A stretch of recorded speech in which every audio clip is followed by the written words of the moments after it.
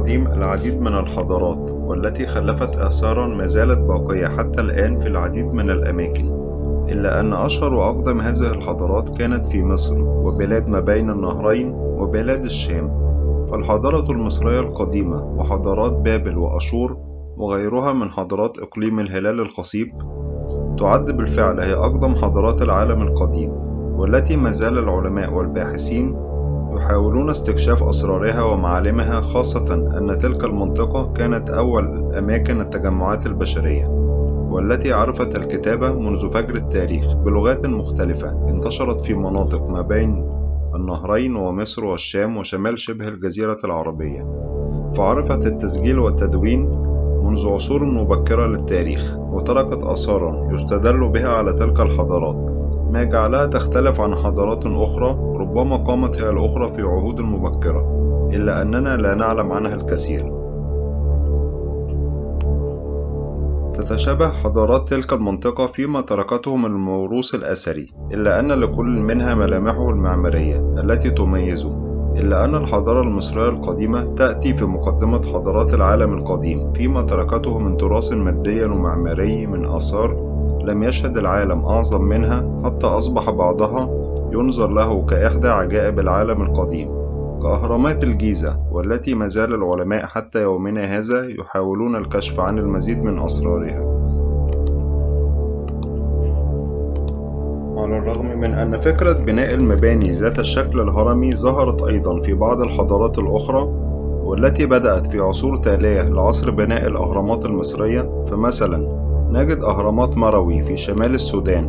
والتي تنتمي لحضارة مملكة كوش والتي حكمت بلاد النوبة القديمة، ونجد أيضا بعض الأبنية الهرمية والتي خلفتها حضارات مثل حضارة المايا والأزتيك، إلا أنها جميعا لا ترقى لحجم الأهرامات المصرية من ناحية الضخامة والقدم وعظمة البناء. وعند الحديث عن الأهرامات وعظمتها يأتي في المقدمة الحديث عن الهرم المدرج والمعروف بهرم زوسر، والذي يعد أقدم بناء حجري معروف وأول بناء هرمي في العالم. وترجع أهمية هرم زوسر في كونه شكل ثورة في الهندسة المعمارية أحدثت تحولا في المباني الجنائزية المصرية القديمة. ويرجع عمر بناء الهرم المدرج إلى بداية الأسرة الثالثة في عهد الملك نترخت حوالي 2667 إلى 2648 قبل الميلاد،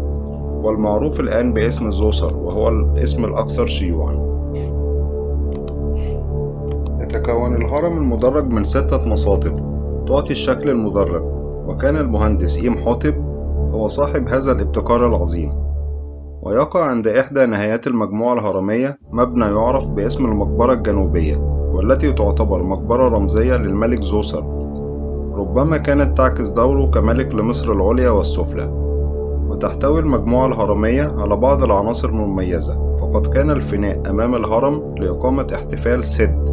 وهو احتفال يرمز لإعادة شباب الملك وتجديد قوته. وكانت المقاصير الحجرية الموجودة على الجانب الشرقي للفناء تستخدم في هذا الاحتفال، مما يضمن استمرار الملك في تجديد شبابه إلى الأبد، وهذا طبعا حسب المعتقدات المصرية القديمة. على الرغم من أن هرم زوسر اتخذ الشكل المدرج، إلا أنه يعتبر هو الأساس لفكرة الأهرامات، والتي اتخذت الشكل المعروف والذي ظهر في الأسرات التالية للأسرة الثالثة، كأهرامات سنفرو مؤسس الأسرة الرابعة، والذي بنى وحده 4 أهرامات، وهي أهرامات سيلا وميدوم والهرم المنحني والهرم الأحمر. فقد كان الملك سنفرو من أعظم البنائين في عهد الدولة القديمة، ومن بعده وفي عهد الأسرة الرابعة